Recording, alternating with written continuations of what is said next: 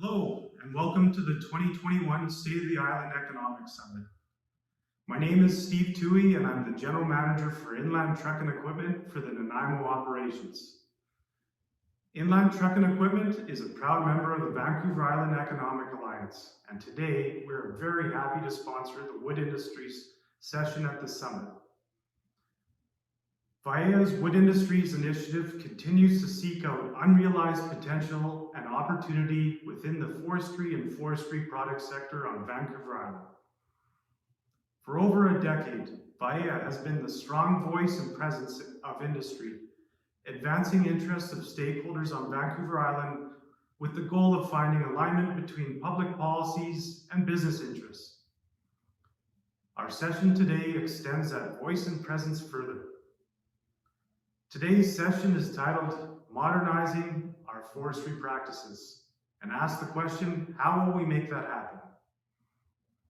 We have some expert panelists who will be providing us with valuable insight into the future of Vancouver Island's wood industries. On behalf of VIEA, I would like to thank you for your support and active participation in this year's summit. I hope you enjoyed today's wood industries session. Hello, I'm Bret Torok-Both with the Vancouver Island Economic Alliance and the current chair of the subcommittee on wood industries. I'd like to acknowledge that I'm currently on the land in which I live and work is the unceded territory of the Coast Salish peoples, including the traditional territories of the Cowichan people. I'm honored for the opportunity to exist on this land and travel the other territories of the Mid-Island region. Over the past 2 decades, the wood and forest industry has been affected by many internal and external forces, including natural causes such as the mountain pine beetle, devastating forest fires, and other forces such as the Softwood Lumber Agreement and climate change. Despite these challenges, the industry still contributes approximately $5.9 billion to the GDP of BC, and the island accounts for approximately $2.2 billion. In 2020, island forest operations accounted for 6,100 jobs, and the wood and paper manufacturing accounted for another 3,600. Throughout the years of the Vancouver Island Summit, many opportunities for further economic activity have been identified, but the general consensus has been they could not locate the guaranteed fiber supply or the best location to begin operations. Our hope has been to identify why these challenges exist and what can be done to overcome the barriers to new entrants in the market. Today, our summit sessions will focus on 3 key presentations. First, Melissa Sanderson, the Assistant Deputy Minister for the Ministry of Forest, Lands and Natural Resources, will discuss the government's outline for a modernization of forest policies within BC. Melissa is accountable for delivering comprehensive forest policies in cooperation with stakeholders while advancing the ministry's reconciliation work with Indigenous peoples. This is the beginning of the process of consultation and collaboration for the new government framework of policies.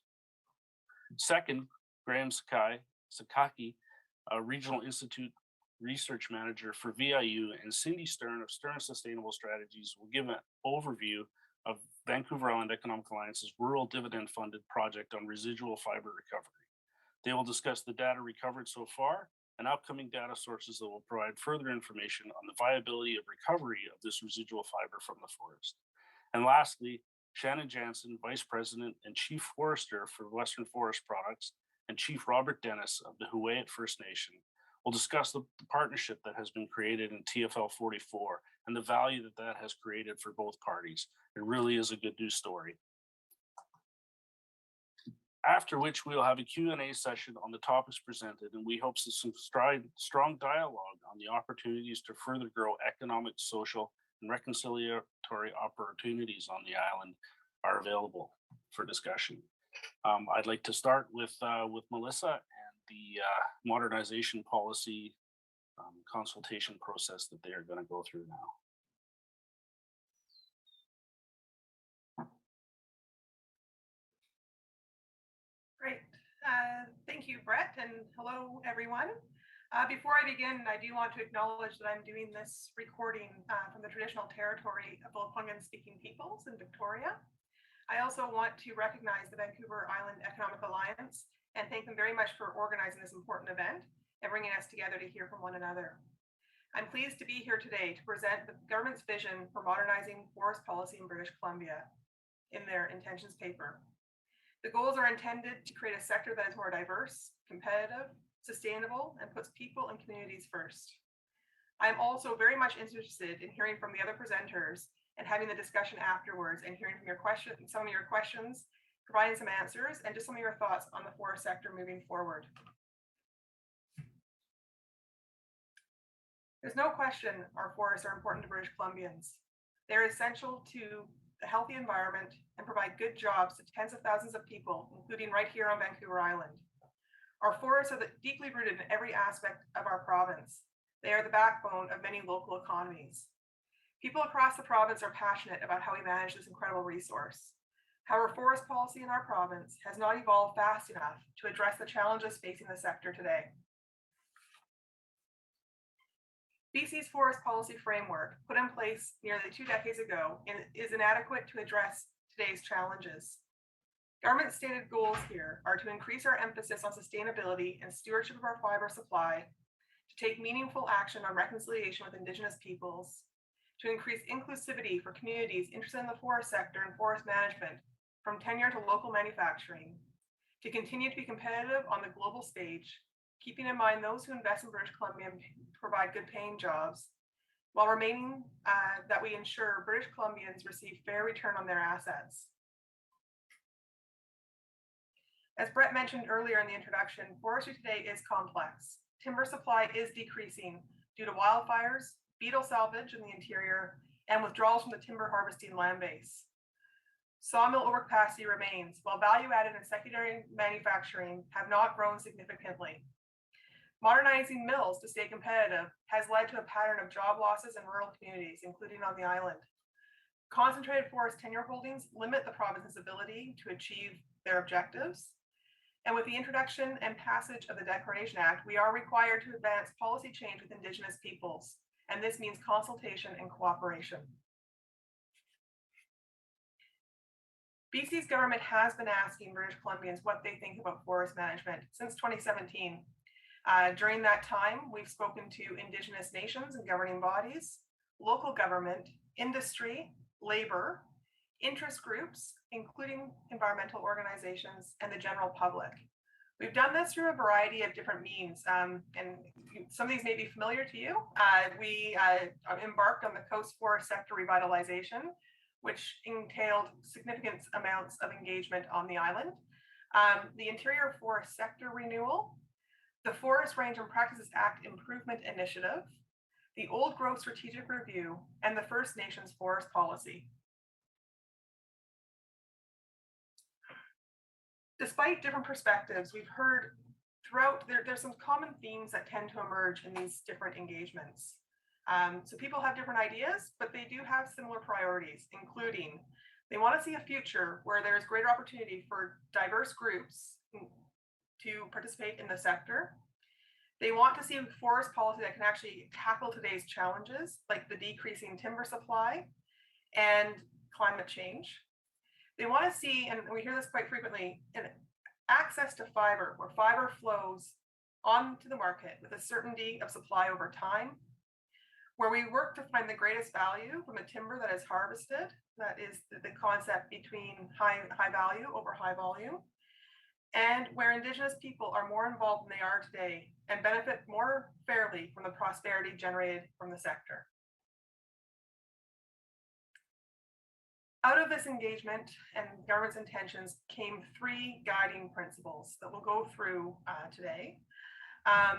One was to increase participation in the forest sector. Two was to enhance stewardship and sustainability. And three is to strengthen the social contract. These changes won't happen overnight. I think it was mentioned at the beginning of the presentation as well, that this is a bit of a journey that we're on. Our intentions paper signals government's intention and vision to move this forest sector forward. However, there is still policy work and legislation required to achieve it. So I'll start with increasing and diversifying participation. And this is where I look forward to hearing later on about the VIEA and TFL 44 partnership with Western. Increasing forest sector participation looks like increased Indigenous participation. BC timber sales, timber allocation, while needing to support market pricing, also needs to look at supporting value-added manufacturing. And we want to look at increased community participation. First Nations have told us they want to play a bigger role in the forest sector, and we are committed to increasing Indigenous participation. Government's vision for the intentions paper includes increased First Nations participation through government-to-government discussions to double the amount of forest tenure held by First Nations. In addition, reconciliation can't just be pursued through one ministry, one process, or one policy. We're also looking at changes to legislation and policies that are steps in the right direction. Forestry and land use is a good example of where we can create opportunities for Indigenous communities to be full partners in our economy and decision makers on the land base. This will lead to opportunities for Indigenous-owned businesses, contractors, and workers to be leaders in the forest sector and to benefit from it fully. We're looking to build a forest sector that benefits the people of BC, including Indigenous communities. But we also want to consider an alternate approach to how BC timber sales provides more sale opportunities at smaller volumes for value-added manufacturers. This is some feedback we heard across the board when we were doing engagement on how the forest sector needs to move forward. And we heard this both in the coast and in the interior. Finally, we want to address tenure concentration and public interest considerations when transfers or change of controls happen through increased community participation. Moving on to enhancing goal number 2, which is enhancing stewardship and sustainability. Public land must be managed sustainably, and this includes our old growth forests. We've heard a lot about this in the past year and a half or so, so I will address this shortly. We also want to improve the use of fiber supply responsibly and transparently. 94% of British Columbia is comprised of provincial public land, which must be managed in a sustainable way. Land use planning is a key element that sets the strategic direction to guide sustainable resource stewardship and management of provincial public land and waters that meets economic, environmental, social, and cultural objectives. In other words, land use planning will set a high-level direction and help define what can occur on the land. In 2018, the BC government contributed $16 million over 3 years to work collaboratively with Indigenous nations, communities, and stakeholders to modernize land use planning. But managing the public land sustainably also includes our old growth forests. First and foremost in our work with old growth is the commitment government has made quite a few times to doing the work in partnership with Indigenous nations, as set out as the first recommendation in the old growth strategic review. 11 old growth deferrals have been implemented since the release of that strategic review. An area totaling just under 200,000 hectares of old growth has been temporarily protected as a result of these deferrals. Government has committed to implementing further deferrals to provide temporary protection of areas that are at risk of irreversible biodiversity loss. As with the previous 11 deferrals, future deferrals will only be implemented where there is agreement with Indigenous nations. In addition to the old growth strategic review, we are also looking at options for greater flexibility in how the minister allocates timber and are looking at ways to improve the apportionment process so decisions can be made in a timely way while considering harvest sustainability as well as interests of local Indigenous nations and stakeholders.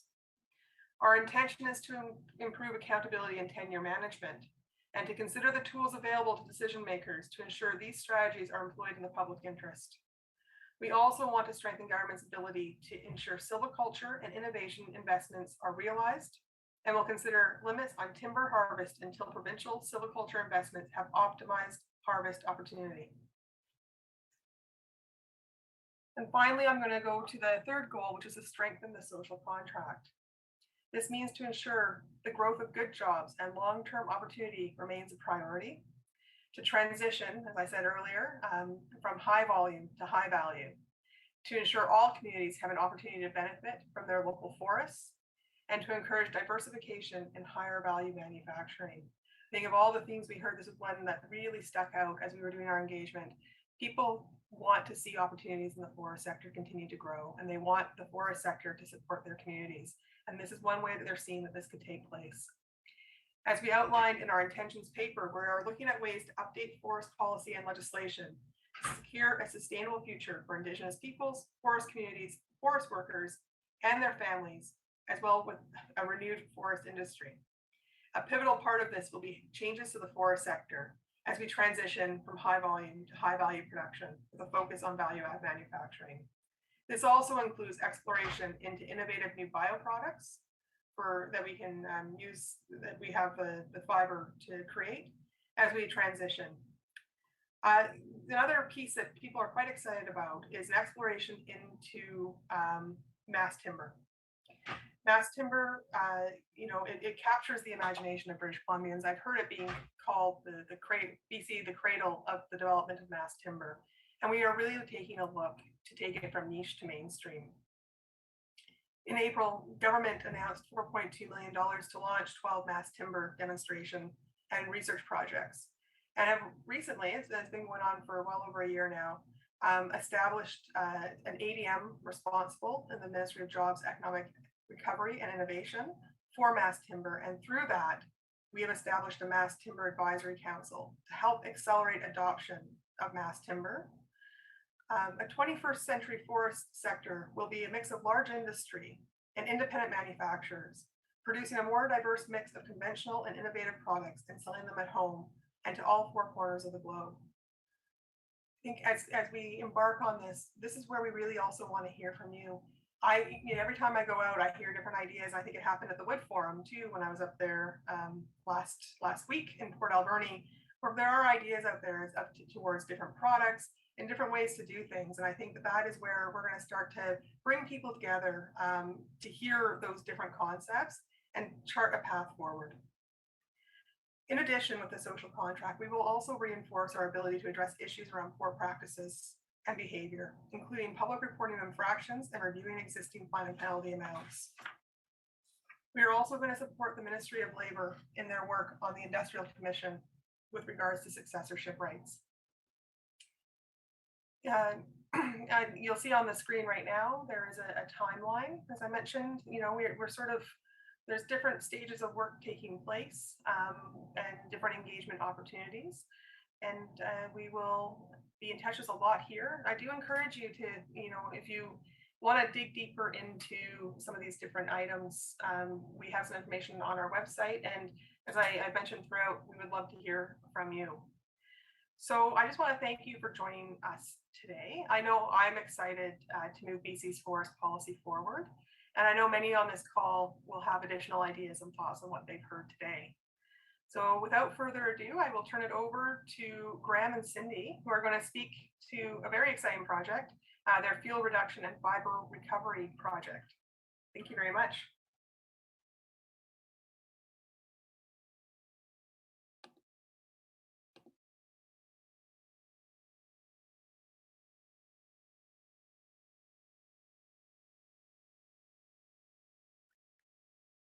Hello, I am Cindy Stern, and I am going to be presenting the findings and the work that we've been doing on VIEA Wood Forum on fuel reduction and fiber recovery pilot project with my colleague Graham Sakaki from VIU.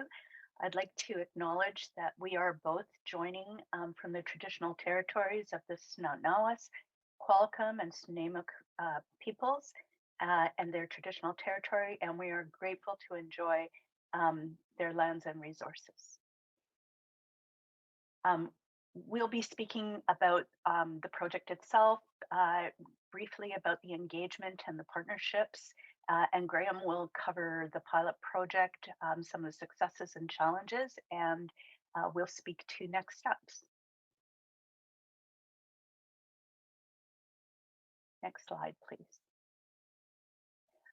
We had begun this project, was kicked off at the VIEA Wood Forum in June 2019.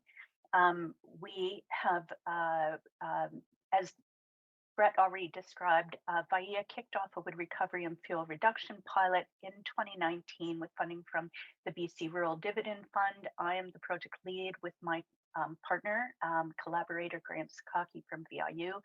The primary objectives of the project are to make avoidable waste more accessible to manufacturing and simplifying wood waste management with a focus on identifying costs associated.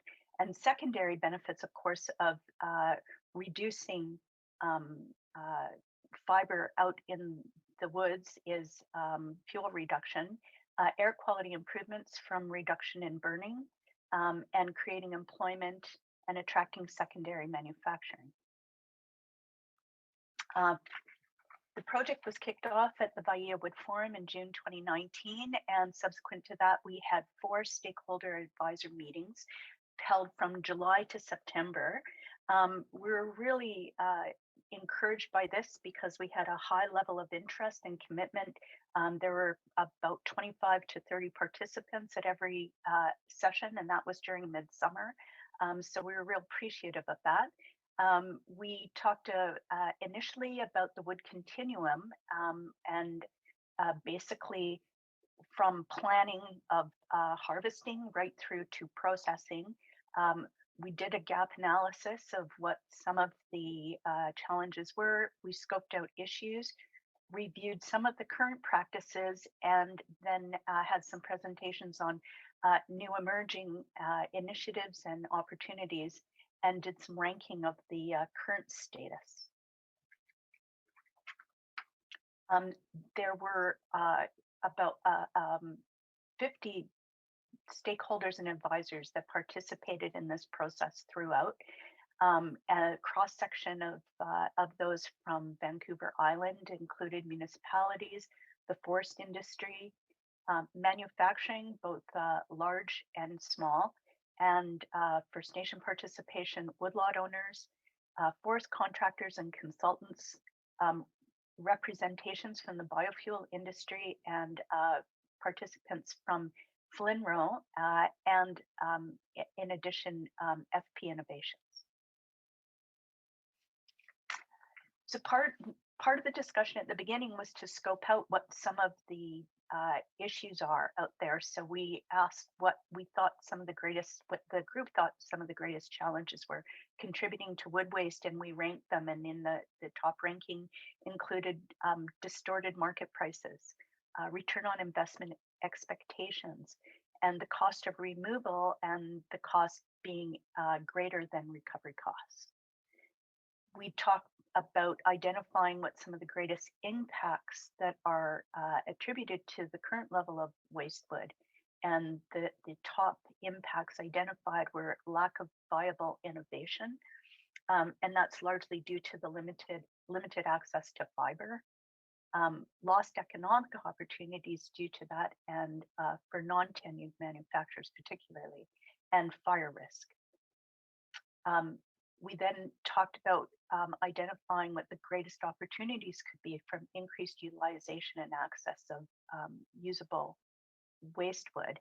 And I would point out here that we started off some of this discussion talking about waste wood, but soon changed that dialogue to talking about residual fiber, because we're really only talking about it being waste if you don't use it. And there is a lot of interest and even demand for fiber.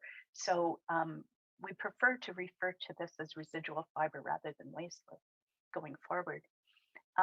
So what are some of those opportunities? Increased economic activity, increased fiber supply being available, utilizing residual material in processed or in raw form. So some of the partners that were involved, as I mentioned, FP Innovations, Cowichan Forest Services, which is a part of Cowichan tribes, Nanaimo Forest Products, fondly also known as Harmac, Rosewell Forest Tenure, which is a tenure, First Nation woodland tenure jointly held by Comox and Qualcomm First Nations. And we had presentations by a number of different groups, including Cascadia Projects, Biocarbon Forward, G4 Insights, and Arteran Renewables, all of which are working on various types of biofuel projects. We also talked to wood salvage industry representatives and Huak Forestry, which is a local company on island that manages woodlots primarily. So I would hand it over now to Graham, who's going to speak in detail about the pilot project. Thanks very much, Cindy. So yes, I'm here today to speak to the first pilot project trial that we ran. The original focus of the project was the Cowichan Valley Regional District. Our original plan was to work with Cowichan Forest Services.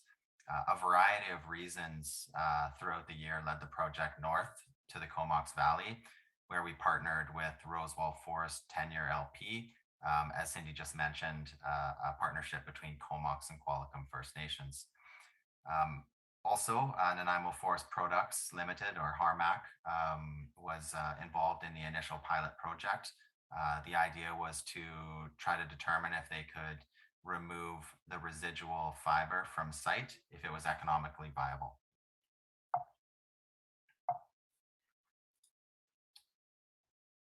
So when Rosewell Forest LP sent out the request for proposal, they included in it that the primary harvester would have to use the Ministry roadside residual handling guidelines. And the guidelines speak towards stacking and piling at roadside rather than creating haystacks for burning. What it does is it makes residual fiber collection more easy after primary harvesting has occurred. The VIEA team, my team, received training from industry experts from FP Innovations, specifically Stu Spencer, but FP Innovations has been a leader in forest research across Canada and has been working on fiber utilization for a long time now. So during the pilot projects, we used the line transect survey methodology for dispersed residual to measure, and residue pile geometric volume measurements for stacked roadside piles. Throughout the course of the work, 2 different blocks were surveyed under this single pilot project. The first was a 28-hectare block with 26 dispersed plots and 16 residue piles. And the second was a 15-hectare block with 17 dispersed plots and 5 residue piles.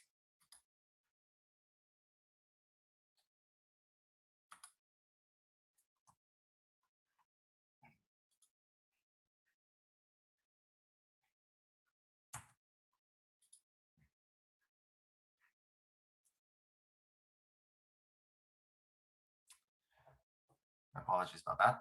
Both blocks had less residual fiber than anticipated, with estimates suggesting about 10% more fiber was removed from site than we predicted. This was based on the primary harvester taking tops down to 2 to 4 inches in some cases, amongst some species, removed as pulp. We also assumed that 40 oven-dried tons had been taken from the blocks by firewood harvesters. This was a prediction we made, so there's some variability in this number. Unfortunately, between the time of the primary harvest, there was a snowfall that occurred. We weren't able to get into the block to do the proper measurements for a few months. So we weren't there to monitor the exact amount of firewood taken from block. What we were able to do is use FP Innovations' new technology and an application they're working on called BIOS to run a validation to confirm our numbers. What we found was that block 1 had 73 oven-dried tons per hectare available as residual, and block 2 had 43.8 oven-dried tons per hectare. So as we're looking through the report here, this is a report that the BIOS app actually produces after you've entered all your information, and really it starts with the timber cruise, which is the total amount of fiber expected at the very top, and then to the left is the merchantable volume harvested. What you're left with is the available biomass left on site, plus, and then minusing out natural loss. Natural loss is leaves and needles. If you were to remove residual fiber immediately following the primary harvest, this might not have to be accounted for, but unfortunately we came in a few months later, so we accounted for the needles and leaves that dropped off. The cutover residue is left in the dispersed area, so this is pretty much unrecoverable fiber. Brings us down to the roadside, having about 2,360 oven-dried tons. And then accounting for technical efficiency of machineries, we remove another 316 oven-dried tons for a total recovered biomass of 2,000 oven-dried tons on block 1. Moving over to block 2, as we move down the chart again, there's another 653 oven-dried tons. So between the two blocks, there's an estimated 2,700 oven-dried tons available for removal. So then we started working with Harmac Pacific to find out if it was feasible to remove some of this residual fiber. And we looked at distance. So the primary road from Chemainus, the Chambers site, where it would need to be transported to, was 105 kilometers. Secondary road leading into the blocks was 7.5 kilometers, and tertiary road of 2.8 kilometers. Unfortunately, on top of this, there was also a slope over 15% grade that was not, that bin trucks would have a problem getting up with the weight on the rear axle. So we assumed a skidder would have to be brought in to pull them up that part of the hill. And then we assumed a grinder and loader on site, being able to pull 50 meters from roadside, costing $44 per oven-dried ton. And then assuming that 11 oven-dried tons could be transported in bin trucks. And this number is a little bit low because of all the airspace in between rather than a stacking truck. The cost for travel would be $63.89 per oven-dried ton. So the total cost for removal on this at these two sites was estimated at $107 per oven-dried ton.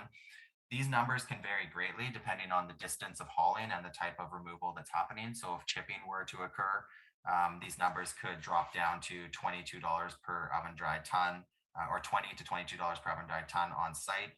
And then if it's transported as chip as well with no airspace, that number can drop down to $29 per oven-dried ton for a lot more palatable $50 per oven-dried ton. So unfortunately, we weren't able to remove the residual fiber from this particular site. We did apply for a grant through FESBC, but we're not successful because it fell within the fiber recovery zone. The idea was for that to offset the extra costs associated with the removal to make sure that it could be taken out. So we do have, as Cindy will mention in a slide a couple later with our next steps, we have a couple other trials coming up where we will be able to ensure that that residual fiber makes its way out and get some better cost analysis on that. But just to describe a couple of the successes of the pilot project so far, training has been completed and field methodology has been tested. Partnerships have been formed and support is strong for continuation. And again, that's something Cindy will speak to in a moment. VIEA has brought further local attention to the problem of underutilization of residual fiber and excess fuel out on site on Vancouver Island. And it's something we really want to put a lot more work into to really help secondary and tertiary users of fiber get their hands on residual material. And economic opportunities for secondary and tertiary fiber exists. We've talked to a lot of people who are interested. We've talked to people who are innovating new technologies to utilize the residual fiber. And our work over time will support valid data that can help them determine business feasibility. Like any project, there was also some challenges. So one thing we've identified that cost will always be a hindrance for removal of residual fiber, but there are ways to reduce these costs. Through collecting enough data, we should be able to provide statistically sound data that's both usable and valid for secondary and tertiary users. And partnerships in larger geographical areas to utilize residual fiber together may be necessary. And what I mean by that is it's likely more economically viable to be removing residual from multiple cut blocks rather than a one-off basis. So we'll continue to do research on that. Ensuring secondary harvesting coexists with primary harvesting, I mean, running in tandem is also a challenge. Need to make sure that, after primary harvesting, roads aren't deactivated too quickly, machinery is not taken off site. If the same machinery that's on site can be used for removal of the residual, it cuts down on transportation costs and resetup. And again, with road deactivation, if that happens too quickly, then we need to reactivate the roads to get back in for that. So ensuring that there's a dialogue at the early stages of planning. And lastly, change in industry standards, and more specifically harvesting standards, is likely necessary to be able to best utilize residual fiber on Vancouver Island. So with that, I'd like to pass back over to Cindy to discuss the next steps of the project. Thank you, Graham. As Graham said, we want to expand to do further pilot projects. We're currently in discussions with Comox First Nation and with VIEA regarding future pilot projects, and we're looking at other opportunities as well. We're seeking funding to do other pilot projects. The initial funding from BC Rural Dividend Fund has helped us get to where we are today. It was a 2-year project that we were able to extend to 2.5 years, but it really just will help cover the pilots we're working on currently. And so if anyone is aware of funding opportunities, or would just like to kick in, we'd be really happy to hear from you. We're seeking further partnerships as well with forest tenure holders, in addition to those we're talking to now. First Nation license holders who may wish to participate in this study are welcome. And we are also having some discussions with community forests and woodlot owners. And we are really open. We'd like to expand our representation on Vancouver Island across different BEC units, different types of terrain, and different distances, access and processing. So that's the reason we're looking for 5 to 10 pilot projects, so that we can have a good representative data set. We plan to identify and support manufacturing companies that wish to take part in the project and wish to utilize residual fiber from the pilot studies. So with that, I am pleased to introduce the next speakers, Chief Robert Dennis of the Huu-ay-aht First Nation and Chief Forester of Western Forest Products, Shannon Janzen.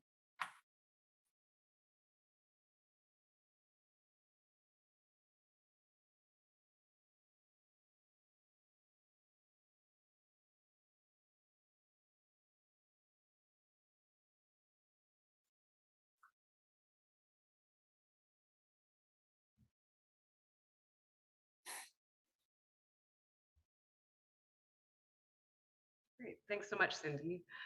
So my name is Shannon Janzen. I'm the Vice President of Partnerships and Chief Forester with Western Forest Products. I'm joining you today from my home in the traditional territory of the Snuneymuxw and Shizimist First Nations near Ladysmith on Vancouver Island. So on October 12th, I had the pleasure and privilege to be on a panel with Chief Robert Dennis of the Huu-ay-aht First Nations, who's joining me today for this presentation at the Wood Forum, where we talked about our partnership in Tree Farm License 44. The title of our presentation was Reconciliation Through Partnerships, a Path Forward for Forest Management in British Columbia. I know it's something we certainly believe in. And on October 12th, the Huu-ay-aht Councillor Trevor Coots presented the background of our partnership along with Shauna McConnell, Western's Director of Indigenous Relations. And I'll try to do that justice today.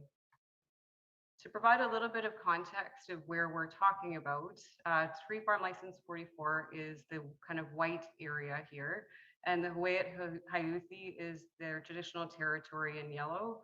To ground us, Port Alberni is, I'm not sure if you can see my cursor, but Port Alberni is to kind of the east, and Anakla Banfield on the west, and Victoria down here in the south.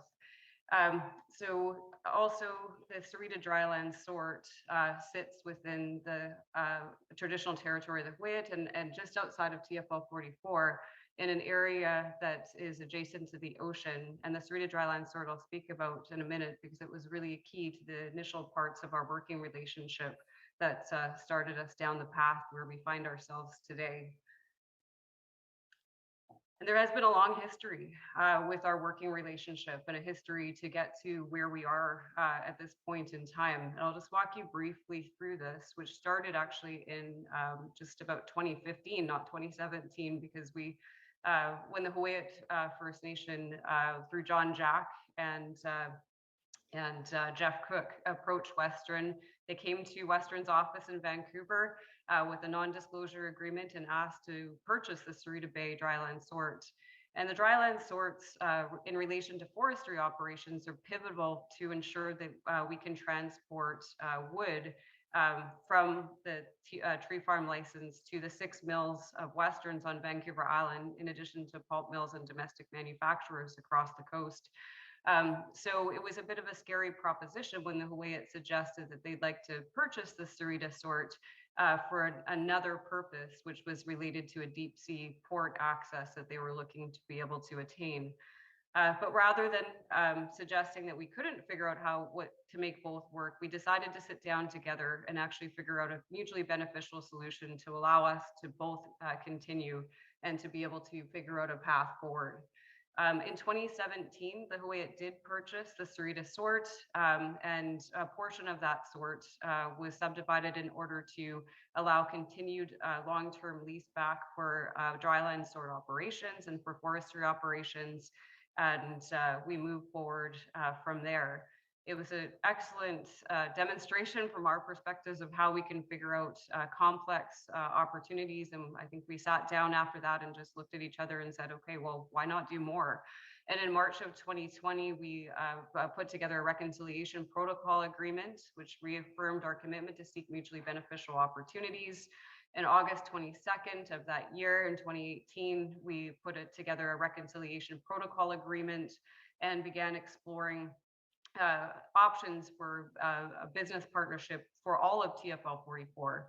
And Tree Farm License 44 is a large timber tenure. It has about 780,000 cubic meters. And it's what the limited partnership that we formed and announced in December 14th was a first for Western, I think the first for the coast and potentially for British Columbia, where a limited partnership tree farm license was rolled into that new business, and the Hawaiian announced the purchase of a 7% ownership interest in that new TFL. And by March 29th of 2019, they had completed that transaction of ownership interest in the TFL. In 2020, March, the partners between Hawaiian and Western, which was Hemis Ventures that acquired the ownership interest in the TFL, announced that they would increase the ownership interest to a controlling interest of the Hawaiian over time. In addition, the Hawaiian and Western announced the opportunity and the option for the Hawaiian to invest in local manufacturing facility of the Alberta Pacific Division, and Western would do a similar exercise of rolling that asset into a limited partnership in which the Hawaiian could buy ownership interest in and have an option to do so. So in May of 2021, the Hawaiian took an incremental ownership in Tree Farm License 44 of 28%, bringing them to now 35% owners in TFL 44. Hawaiian are active participants on a separate board that provides a strategic direction to the business of TFL 44. And Cleishan, who's the head hereditary chief of the Hawaiian, sits on the board along with other Hawaiian designates. And together with Western, we're forging a new path for this business based on shared interests and common priorities. So I've learned a lot in the last 7 years. And one thing that I've certainly learned is that there is a tremendous power in partnership, and that can't be understated. The Hawaiian and Western have decided to step off the beaten path and to forge a new plan together. to create a vision for reconciliation and revitalization in the Alberni Valley that isn't status quo. We've agreed to pursue each other's interests, including the Hawaiians' desire to bring their people home to Anakla and to have good paying unionized jobs to support citizens and their families. So reconciliation really doesn't end with legal agreements. In fact, we need to live it every day. The hard work is really just beginning. And for example, in June 2021, the Hawaiian announced their Hitsuk-Mixawat Integrated Resource Management Plan, whereby they will lead and engage their citizens and decide upon how forests will be managed within their territory. Other nations on the coast are pursuing a similar path, taking control back of decision-making over lands and resources within their territories, inviting businesses like Western to employ the hundreds of forest professionals to have a seat at the table, creating new regionally, locally led forest management plans in support and collaboration of the original stewards of the lands. The Hawaiian motto is ancient spirit, modern mind. And that is such a powerful driver, a sense of purpose for the Hawaiian that translates well to business and to bigger picture global perspective. When the Hawaiian negotiated their option to purchase a share in Western's Alberni Pacific lumber manufacturing facility, they sent a contingent to Japan. They visited our Japanese office and talked to Western's lumber customers. And I believe they did this knowing that these decisions that we are making here today impact others around the globe and vice versa. We have been a world leader in sustainable forest management in British Columbia, and regional planning will only serve to augment and advance that. Together, we can continue to produce the products the world needs and desires in the most sustainable way possible. In my opinion, partnerships and alternative ownership models are an integral part of the future of forestry in British Columbia. So as the province looks to modernize our forest practices, we need to ensure we make room for these types of partnerships to take shape, ensuring that there's space and time to forge a difficult path of reconciliation through a shared vision for the future. TFL 44LP is a positive model that supports the needs and interests of both First Nations, business, workers, and local communities in a way that doesn't lose sight of the need to continue to attract capital investment, to be competitive, and to bridge the gap between local and global. So with that, I'll turn it over to Chief Dennis to talk about this partnership and what it means from the Hawaiian's perspective.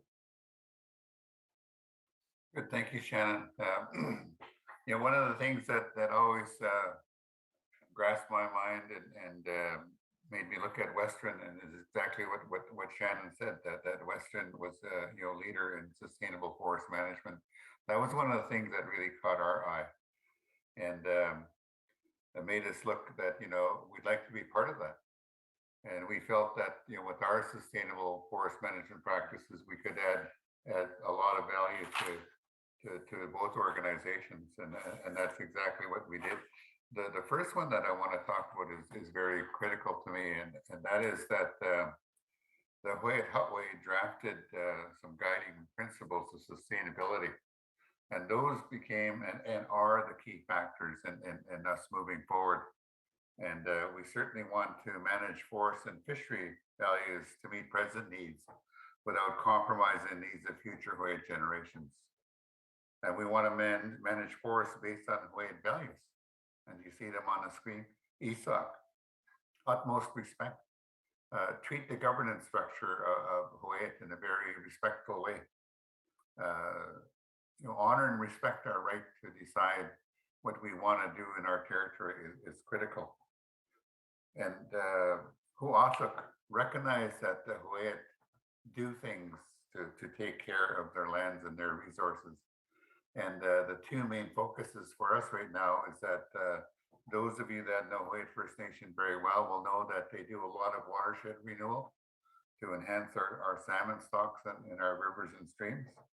And we're proud to be a leader in that area. And of course, the integrated resource management plan that we want to develop over the next 2 years was based on community input that we should focus more on our forest management practices. So we propose to do an integrated resource management plan that would include involvement with our community, get their input, and develop that moving forward. But the most critical principle that we look on is Hishuk Matsawak, that means everything is connected. It means that you cannot manage other things separately without factoring in all of these things, including the people of Hawaii. General society kind of ignores the First Nation people living there as irrelevant or not relevant to the discussion. And we want to change that. That's the most critical thing for us. So moving forward, we do want to balance forest values to meet economic and cultural needs. And again, this is a very critical part of our forest guiding principles of sustainability. One of the biggest threats we feel right now is that enviro groups are trying to persuade British Columbia to halt all old growth logging in BC.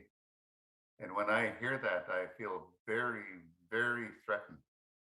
It means to me that because of this policy, that would mean that we can't harvest old growth cedar needed for cultural purposes. It means that we can't have an economy based on what we want to do. And those are very critical things for us. And of course, restoring the damaged ecologies. The Hawaii we have decided to focus on 7 watersheds in Hawaii, 7 of the 35. There's a lot of work to be done. And of course, conserving biological diversity is another main one. And the 6th one that our hereditary chiefs added was a really simple one. I always use it very simply. Whatever you take out, you must put back in.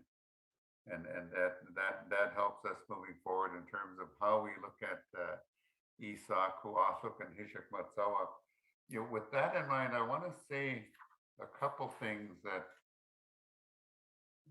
are challenging to this relationship that we have with Western. And one of them I mentioned is the old growth issue. We decided we wanted to partner with Western so that we could participate in sustainable forest management. And we ask respectfully that outsiders enable us to do that, do it in a respectful way, but let us get on with the work that we need to do. And then the other thing too, with the Western deal, we also have our own tenures that we operate. We have 2 tenures, one that is called the First Nation Woodland License, and that's the ones that are really looking at that scare me as to what extent is this going to go. And what I want to say is that I remember as a First Nation forestry company, and we got involved in cedar salvage quite a few years ago. And we turned what was a Macmillan Bloedel losing proposition into a profit-making proposition. And we became so successful that BC decided to apply a stumpage. And that really affected us. We were no longer able to make the profits that we were.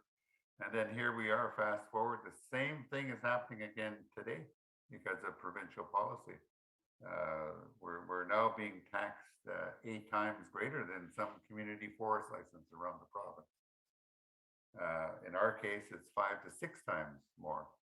So this is what we need to talk about when we talk about reconciliation. It isn't just reconciliation with the company, it's reconciliation with the province. And unfortunately, the province is moving to a place where it seems like their goal isn't to have First Nations succeed. Or else, why tax them to some limit that is 8 times greater than community forest license?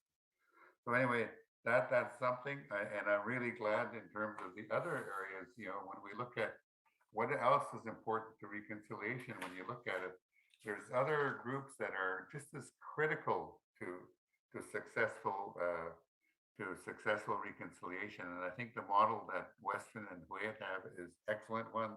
We should keep focused on that. Hawaii First Nation, we keep in close contact and close and meaningful consultation with our citizens about what we do. And certainly our relationship with the United Steelworkers is another big one. And certainly, the contractors that work for us are just important to what we do. So there's a whole wide path of reconciliation through partnerships that's really important here, and a future path for forest management in BC. I'm very proud of this one. I'm very proud that we had an opportunity to have a really good relationship with Western. And one of the things that makes it successful is that when we disagree about something, let's not be afraid to talk about it. And we have a place, to do that, and we do that very, very effectively. And for me, I would encourage any First Nation that is looking at reconciliation through partnerships. This model has worked for Hwait, and we're always willing to share with other First Nations. True.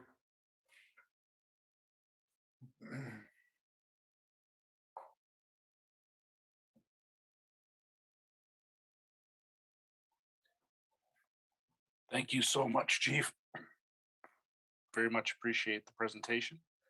And I think now we will move into our question and answer session. Chu. Thank you.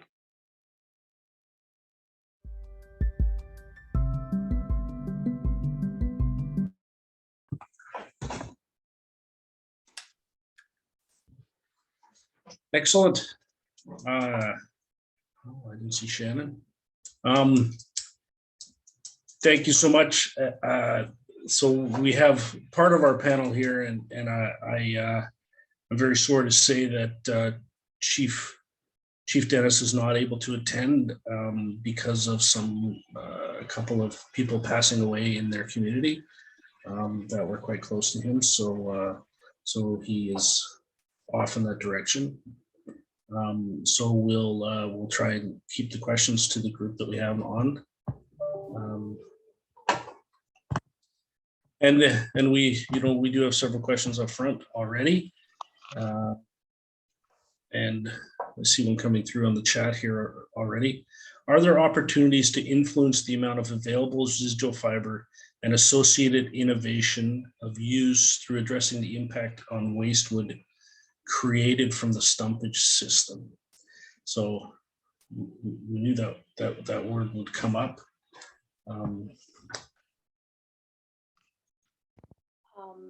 Do we see any? I mean, that's exactly what our group is about, is trying to figure out what that use is, right? Right. What we are looking at in this project is to try to quantify both available residual fiber and to document the costs for getting that fiber to processing. And part of that is finding ways to be more efficient around and cost effective around managing residuals in the setting.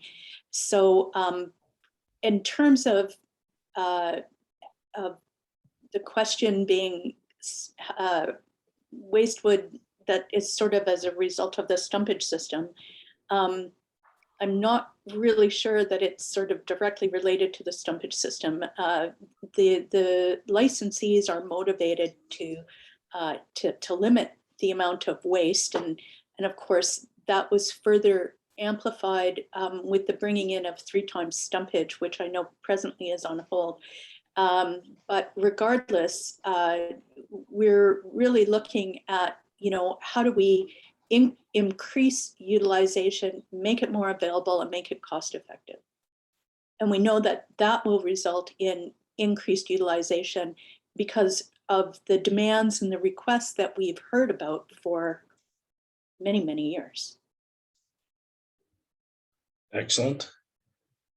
One I want to guess to direct towards Melissa, and that is, we don't have a lot of time, but in your innovation group, or I know you have an innovation group in the ministry there, if we, I'm raising this question because I saw an instance of residual fiber insulation that had apparently been approved in Europe, but was not approved here for use in Canada. And it seemed to be a lot of barriers trying to get that kind of product approved for use in our building here. Does your group work hand in hand with some of the planning departments or testing to try and get that innovative stuff working in our Yeah, I mean, I think it is a total priority for us. It makes me think of, we have a mass timber advisory committee and an assistant deputy minister tied into mass timber. It's not just about mass timber though, too. It's bioproducts across the board. And what are the opportunities that we can see in the future? And how do we make sure that we're able to adopt those new technologies when they come to us? So you're providing a pretty good example. Diane Nichols, who's our chief forester, is really committed to growing the bioeconomy piece here. So there's a ton of work going on. It is where government hopes to go with to continue to add value to products, but to make sure that we're tied in when we're talking about these items with the building codes, with the Ministry of Housing, with the Jobs, Economic Recovery and Innovation Ministry as well, to make sure that we're supporting these new upstart businesses and opportunities for the province. Nice, excellent. So I don't want to cut you off there, but we're going to shift into the round table, and then we'll allow some other people to turn their videos on and ask direct questions. But I just want to say that thank you to all the speakers, and that on behalf of VIEA, you will be receiving an Island Good gift box with some fantastic Island Good products. So hopefully you guys will enjoy those. Thanks so much, and we'll shift into the round table.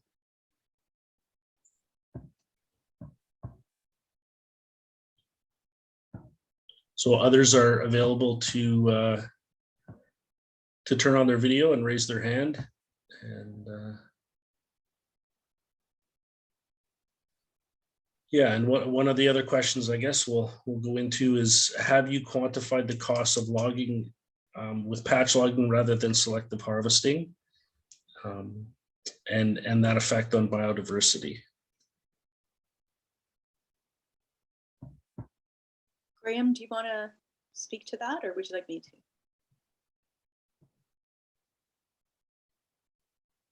Can't hear Graham.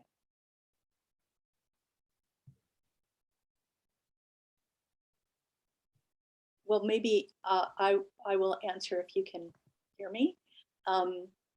We haven't looked at different types of harvest systems at this point. I would say that right now we've done one pilot, and it was a clear-cut harvesting strategy. So we haven't looked at different harvest systems, as I've said. We could potentially look at those in the future. I know that one of the concerns that raised, and maybe this is part of the question, is concerns about ensuring that there's sufficient coarse woody debris left in the settings for environmental and biodiversity, wildlife purposes. So we definitely will be looking at that. It's not the intention to, basically hoover these sites so that there is no material left in the settings. And so we will be looking at that as well. And I'm sure that we'll be able to address that matter.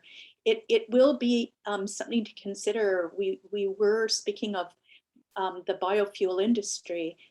As I said in our presentation, we had 4 different presentations early on from different companies that are at different stages of looking at exploring biofuel industry opportunities, and they're very interested on the island. And initially, when those biofuel industries look at the island, they do see that there appears to be a lot of wood fiber available on the settings.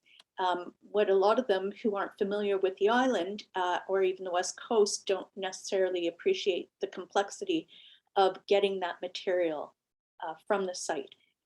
That's what we're trying to address. But we were really encouraged and excited to see and learn about the biofuel industry opportunities, and really believe that that is going to be a significant future opportunity. And the one thing that we will need to be mindful of as forest managers is to ensure that things like coarse woody debris are considered in that process. Excellent. Thanks, Cindy. Shannon, I saw your hand up. Did you want to make a comment? Yeah, sure. If you don't mind, I'll probably just pick up a little bit on what Cindy was saying and just speak to Western's been employing variable retention kind of for probably just over 20 years. And so we do a lot of retention systems where you're leaving big patches and internal to cut blocks. And we do monitoring of that. One of the values is around forestry debris in addition to the amount of waste that's left on site. And so we just completed one of our monitoring programs for this year that we actually have independent people go out and assess. So I think it's an important question. And I think the biodiversity question is a really good one. And I'm glad that Cindy picked up on that point, because I know in some cases where certification standards now are actually picking up saying you actually need more coarse-woody debris on some sites for, bugs and lizards and those types of things. So focus on some sites where we're leaving too much. And as to Cindy's point, we'd like to be able to pull more out economically. And I think that is the key question and that we're all sort of struggling with right now. So thanks. Good. Mayor Baird, would you like to address the question? Yes, thank you very much. My question is, when you're transitioning from a high volume to high value, does that include the land on the private managed forest?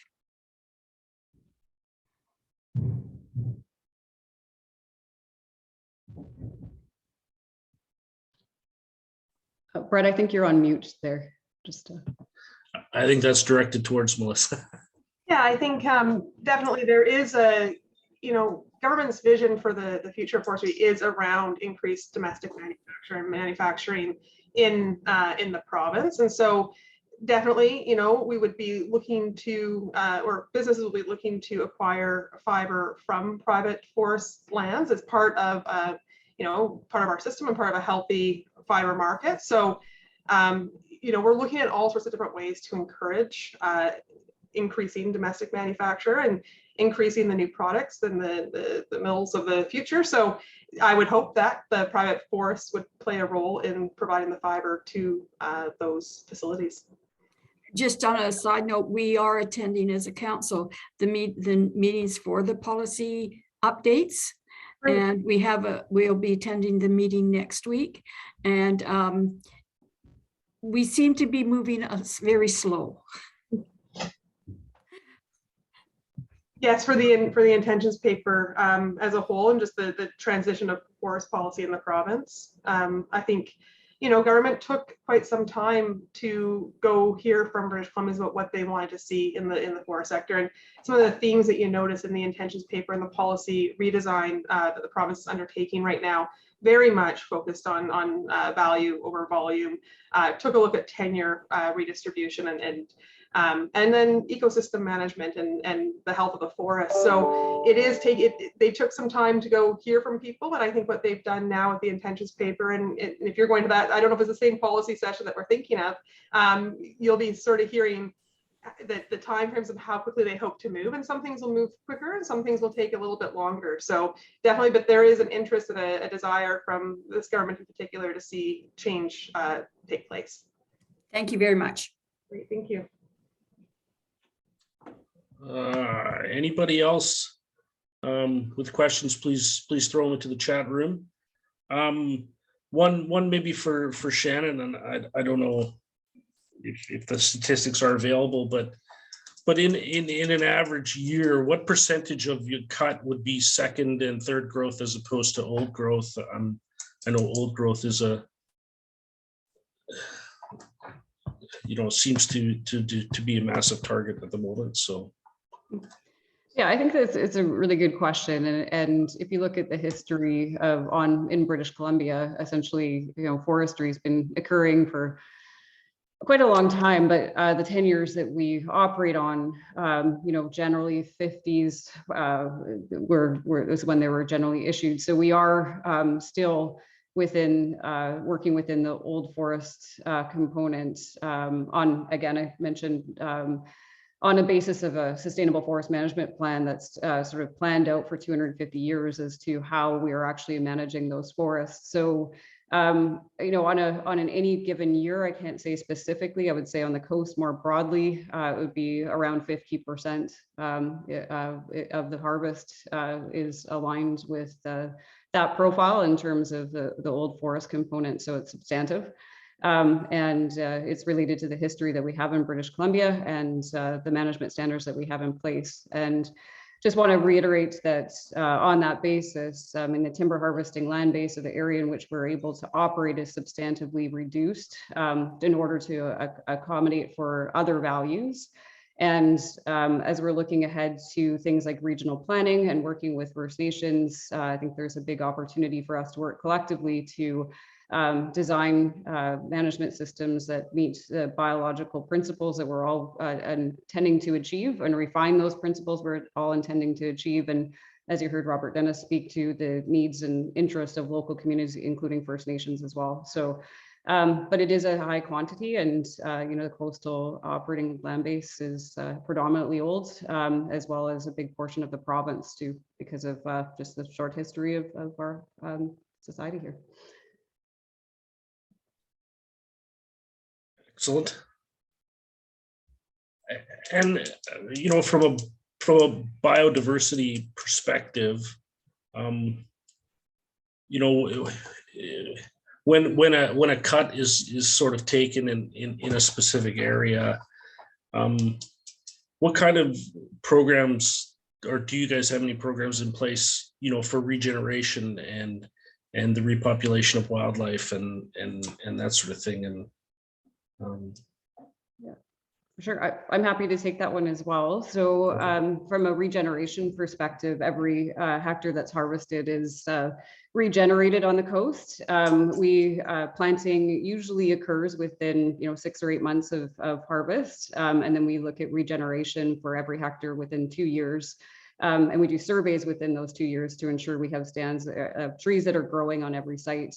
And the unique part about British Columbia is that we actually grow natural forests. And I think I emphasize that because they're not just one species. We're planting specifically on the coast, 6 species. We have a tree nursery in Saanich that's really aligned with what we're harvesting in the forest. So the species and also the diversity within an individual species to ensure that we have resilient forests for the future and for future generations. So every area is reforested, and that is a huge part of what we do. And I always like to say that our business really starts in the nursery too, and we spend a lot of time. It's one of my favorite places to be, and we have a lot of silviculture foresters who are on the coast are incredibly passionate about growing trees, and we do it quite well here in BC.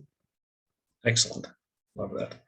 A question from the audience. Are there any opportunities to identify fiber management efficiencies and innovations from countries that have decades of experience, like New Zealand or Sweden? Do they do anything specifically different, or do we do things? Cindy and Graham on this one, but I think definitely we are always looking at how different jurisdictions, what they're taking a look at, how they're operating. I know right now through the Jobs, Economic Recovery and Innovation Ministry, they provide some grants to take a look at exactly that question. What are other jurisdictions doing, and what can we learn here in British Columbia? So definitely it's front and center in our minds. There are some places doing some really cool stuff. And I think it goes back to the first question we heard today about that you mentioned, Bret, around the new insulation for the homes. This is happening around the world. There is a lot of interest in utilizing fiber across the board for innovative new products, and we can learn a lot just by watching what others are doing. So, but I don't know if Cindy and Graham have something to add to that as well.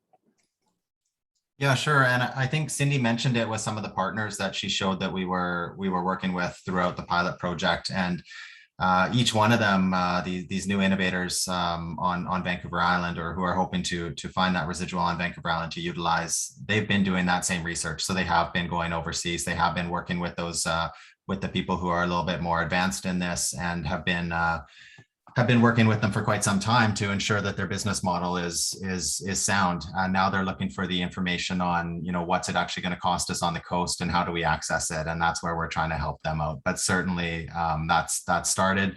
It's not a big portion of our research specifically, because we have the partners who are already doing it, who want to come in with that knowledge already. Cindy, you're good. Yeah, I think Graham covered it. We certainly, in our discussions with our stakeholders and advisor groups, have talked about what is going on in other jurisdictions. We're certainly not blind to that, and very interested in that. But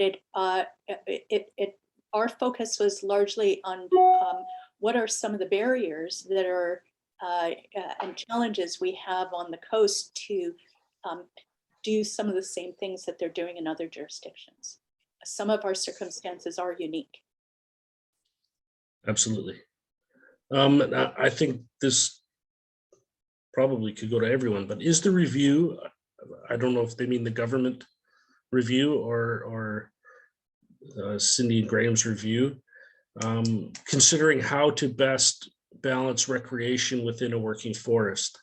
Both are valued, and there are some excellent examples in Vancouver Island, but we need to consider this aspect as policies are being made. So Well, is that go ahead, Cindy. I can say for our project, we were not specifically looking at that. We're not looking at balancing different interests in the context of this project.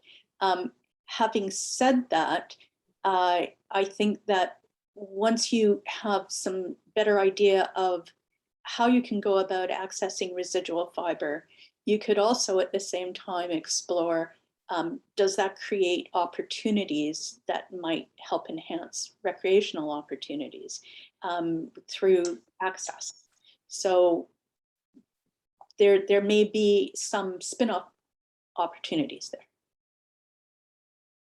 Yeah, and that's part of your process, Melissa, in the various groups that you're going to be engaging.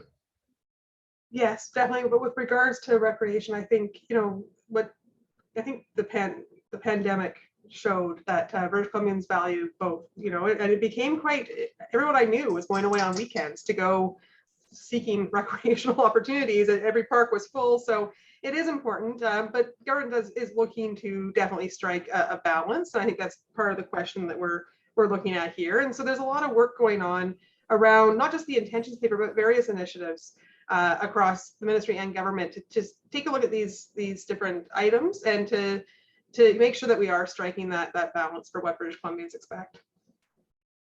Excellent. Shannon?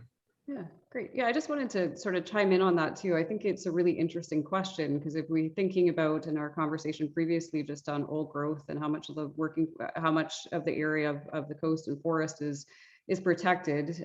So we're hovering around 75% is.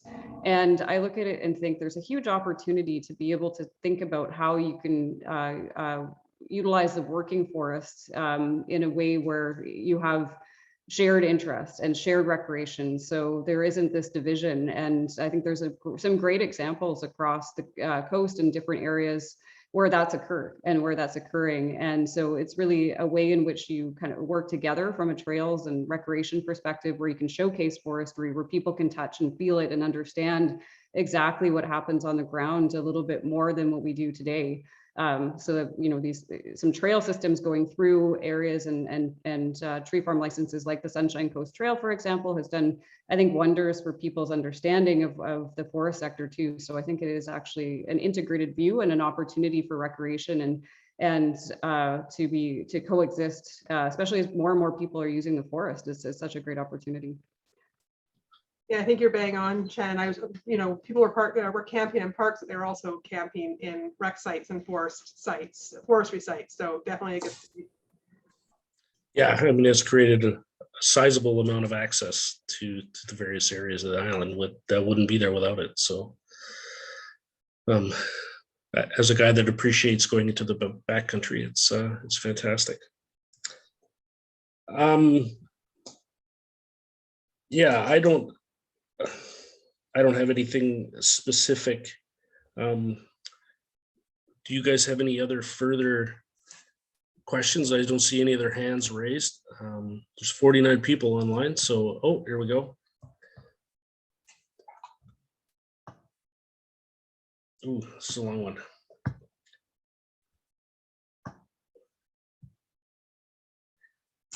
Is there a way to combine tourism with forestry and perhaps with tours of demonstration logging? I'll let Shannon answer that. Yeah, I do. I think there is.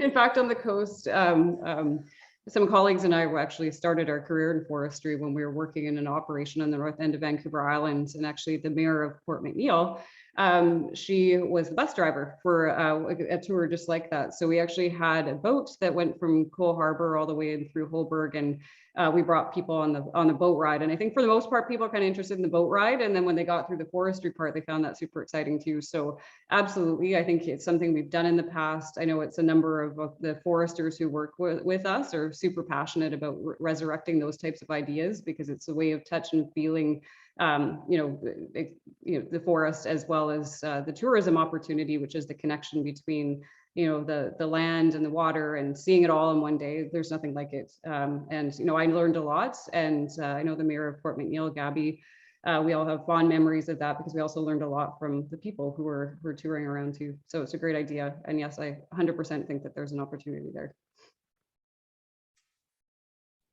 Excellent. This is quite a long one. What is the single most significant and effective message that partners and supporters in forestry management, as well as politicians, can communicate to environmental activists about the future of Vancouver Island's forest future, and why that future must embrace job security and renewal, as well as sustainable practices to ensure a vibrant economy that this sector contributes to annually? So, a lot of people are saying that we're decimating the forest and that we're taking out all this old growth. And, from that point of view, the message of sustainability, how can we interact with more people and get the message of sustainability out there?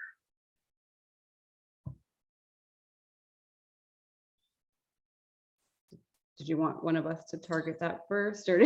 Sure, I'll let you target that one first. Okay. I mean, from my perspective, I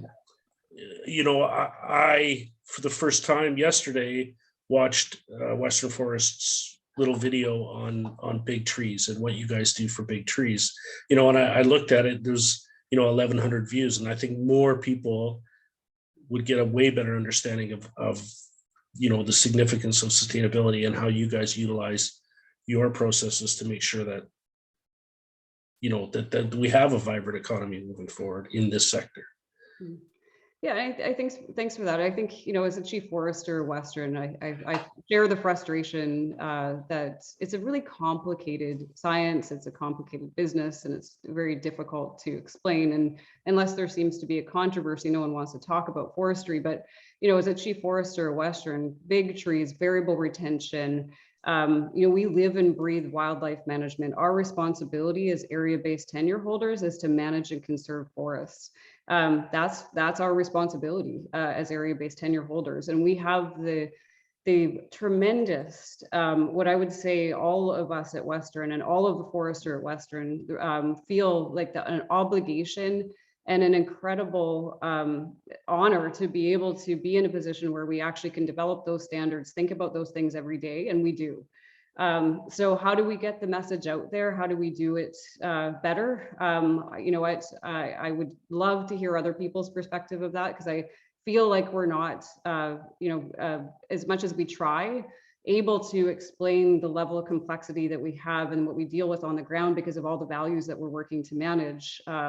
I think, that's an age-old question. I think it's easy to create conflict. It's easy to create controversy, but it's really difficult to be able to balance all of the different interests and to be able to do it in a way that is scientifically credible and that you're working on continuous improvement every day. So that's what we've, as a company, focused on. That's why we have 100 foresters working for us, and why I think the BC system of professional reliance in relation to an area-based tenure, where the responsibility is to manage and conserve forests, is one that has yielded some great results. And I really hope that we don't move past that, and that we really can focus on the bright lights and ensure that we're learning from that versus focusing on the controversy that's in the news. Absolutely. And from that perspective, you mentioned a 250-year plan. So, how do you ensure that management is ongoing, and what do you do to measure those programs against what you're doing every year? Yeah, that's a really good question. And that's, again, a big part of my job. So we forecast out scenarios, whether it be for carbon or for different values, again, 250 years into the future. And we measure against what we've said in our management plans on a basis of things like harvest sustainability metrics. So are you managing the species profile? Are you harvesting to what you said in your 250-year plan? And are you consistent with that?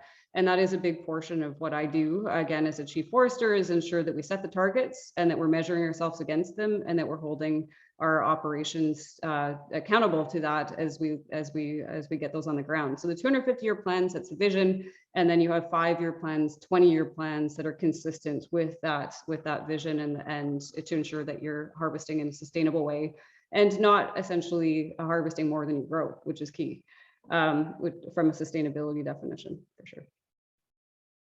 Awesome, thanks. And then we sort of have 20 minutes left, and I haven't heard the word enough. So I know that a lot of forest not users, but people who want to get this residual fiber out of the forest consistently blame the stumpage that's applied to that cost of that log. So I know that that's an incredibly complex issue, and it takes a lot. But Melissa, from your perspective, if you guys are looking at a reset of stumpage rates over a period of time, how much influence or how much external influence is on those decisions that you make? Like, if BC government wants to set stumpage at a certain rate, how much is influenced by trade with other countries and that sort of thing? Well, I think utilization and stumpage to me are two separate issues. So I think when we were talking about the stumpage system, the concerns we hear, it's been forever thus. I think I said this in Port Alberni since I've started in this job. I've heard about the stumpage system, the market pricing system, and concerns around competitiveness. But what we do in British Columbia is price our logs at the value that they're worth for British Columbians. They're assets that belong to British Columbians, and we take into account a variety of variables to set the price for stumpage. So we do have a variety. We don't do this in a silo. We rely on a lot of expertise. I think one of the best committees in government that I like is the market pricing system committee. We bring together folks from industry to have these very technical discussions about how what to take into account. We look at a variety of factors that feed into the system and kind of spit out the price. You mentioned trade. The market pricing system is critical to our trade case with the United States. So, we need to price our timber appropriately, and that is what the system is set up to do. I know there are a lot of thoughts on this and opinions on it, and we're always welcome to hear it. Like, there's there are a lot of issues out there around it, but happy to have those discussions. We do focus a lot on the competitive side on the flip side. So we do take a look, and when industry has ideas on how to make the sector more competitive, our door is always open. We're always willing to listen, but the market pricing system and stumpage is it is a colossal system, but it's set up to fairly price timber for across the province, on the coast and the interior. Excellent.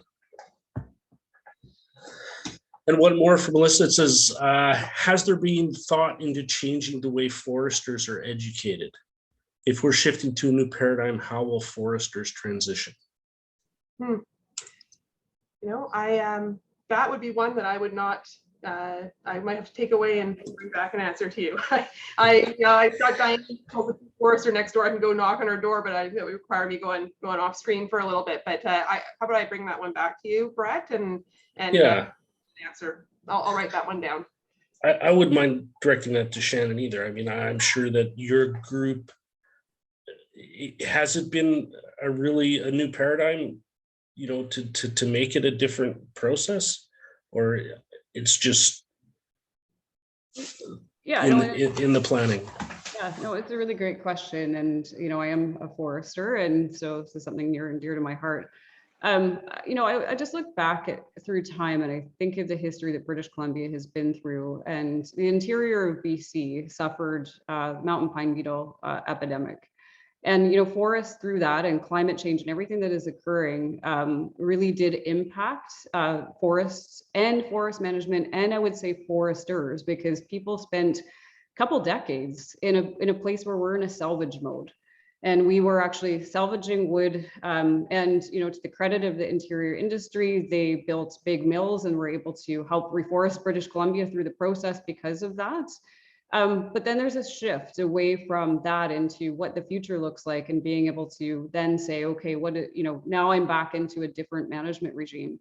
I would say that on the coast, because we were small, we were not necessarily in the same limelight as the interior was. And, the forests here are healthy, they're diverse, and we've had a lot of conversations about how to manage lands. And there's been a lot of shift and a lot of change. We've had the Great Bear Rainforest Agreements, which were implemented on the coast for 7.5 million hectares, received the gift of the earth from the World Wildlife Fund for what was called the last intact temperate rainforest left on the globe. Haida Gwaii in the same boat. So those agreements for those areas were unique agreements for what was considered to be globally significant regions. I look at the rest of the coast, and I look at the promises and things that people were investing in, is how do you ensure then that you also manage and balance those two? So when I get back to the question in terms of how do you re-educate foresters, and how do you look at the education system, I think there's a couple things that need to be in place. One is that, yes, we have had a lot of interior foresters come up through the mountain pine beetle, and they've not been in this current regime around climate change and those types of things. So yes, there's a place there. But I also believe that forestry has become much more political. It's much less technical than it used to be. And I think go back to the other question, which is how do you engage in these debates in a way that is meaningful and that allows us to create the balance that I think we're all seeking. And that is a challenge. And I know that when my career here, every day we feel the tension, and we are managing for values on the land base and the competing values on the land base. And I think that there's, some more support for foresters in that regard. But also really just an education for how do you navigate your way through this to be able to create those balanced outcomes. And I think that would be definitely a focus for education going forward. Nice. If I can make a comment, not about the education, but I just want to say I'm saddened that Chief Robert Dennis is not able to join us today, and just want to say our condolences go to Chief Dennis and to the VIEA people for the loss in their community. But I think that I'm not going to speak for Chief Dennis. I don't know that I would want to try and step in those shoes. They're pretty impressive, and I wouldn't want to do that. But I do want to comment that the increasing involvement of Indigenous communities in forestry, particularly, and I'll just speak to the coast, is, I think, going to make a significant difference. And the leadership Western has shown in the partnerships they've created is going to pave the way. And we're already seeing other companies starting to respond. I am involved in other nations and their forestry. And we're starting to already hear from other companies kind of maybe waking up and seeing what's happening, the things that Western is doing, and the discussions that the government has started about sort of some changes in the allocation has maybe brought industry to thinking that perhaps they would like to be leading that change rather than following it. And I think that's going to make some significant changes, not so much in forest practices, because I agree with what Shannon is saying, is that forest practices in BC, if somebody actually stopped and paid attention to what's going on, is world class. But that doesn't mean that there aren't issues and challenges. Clearly there are. How we present them to the public, maybe we need to spend more time on showing things rather than talking. You know, that adage of pictures are worth 1,000 words, I think is really, really true. And, you know, you just commented on that in viewing the Big Tree video that Western produced, and there are other things that there's all kinds of different groups that are working on how we're managing forests in British Columbia, how we are doing it in a sustainable way, and just, you know, presenting that in a different format. And I think getting back to Indigenous involvement in management will only help to improve that. And then maybe in the future, we'll see other leaders like Chief Dennis who speak what they believe is their truth within their territories in terms of how forests are managed. Excellent. I did have someone raise their hand. Maybe Jeff, if you want to turn your. How's that? Excellent. That's perfect. There he is. Nice to see everybody. Just on the conversation here, I know Shannon talked, or somebody mentioned about, you know, how can you get community engagement? I know it's very difficult because, you know, I was in the forest industry for 40 years out in Hawaii territory. It is a really complex, as Shannon said, but I could say with confidence that Hawaii has their door open for people that want to talk about forestry, about some of their concerns, what some of their issues are, and I know there is some controversy out there, but with every controversy, there's a solution. It's out there somewhere. As far as I know it's difficult to manage forestry lands because we're in that position of having. Well, I'll speak on TSL, which is treaty settlement lands. Like other companies, forest companies, it's pretty hard to manage who, even though you want to open it up to them. It's just the few rotten ones that spoil it for everybody. So how do we manage that? It's still probably work in progress. I mentioned, somebody asked a question about, how do you, how are foresters trained now? What do they look at? I think, one of the things, I don't know if they do it or not, but I think one of the things that they could look at is try to look at, the forest through a First Nations perspective, I guess, for a start. I know it's complex, but, those are just some of my comments for what it is. Thank you very much, Jeff. Appreciate that. If you don't mind, I'd just love to comment on that. And I think just on your point, Jeff, and the one that Cindy made as well, what is the education that foresters need to have? And it's actually interesting that the answer becomes the partnerships that you form, because I can't tell you how much I have learned about, the Hawaiian way of thinking about the forests. Robert outlined the Hawaiian sacred principles.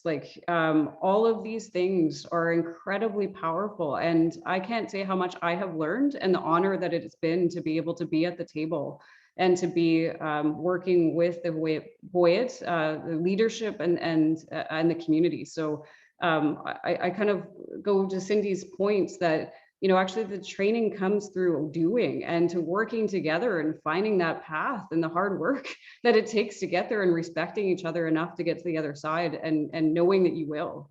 And Jeff, I mean, I mentioned earlier, you actually were the one who walked into our office with a non-disclosure agreement way back when.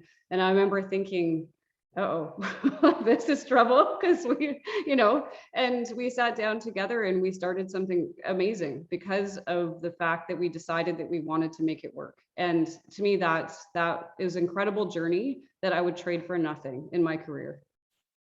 Wow. Yeah, I mean, the presentation at the Wood Forum, I found extremely powerful, and the partnership that was created between the VIEA and Western was, yeah, it really is a good news story. I think it's fantastic, and I by absolutely no means even a tiny bit knowledgeable about forestry, but in the time that I started working with this subcommittee group and moving through all of these developments and learning and more about the industry and having conversations with groups from Western and groups from the logging operations and the final end users and remand people, this sustainable practices and this sector of the economy is so important to BC, and I think we all just want to see it grow, and I think that we have to unfortunately call this session to an end. I do wish that the chief had been here, because his words are very profound, and I know at the end he would say chew. So I thank you so much for attending this session. We are going to please go off and join the exhibitor and gamification winner announcements that are going to be starting at 3:00. And Dave Willey will be giving a closing keynote presentation, and then ending with Susan Mowbray and the economic report. So thank you so much. I know we didn't get to everybody's questions, but it was a great session, and I see so much opportunity as we move forward. Have a great day.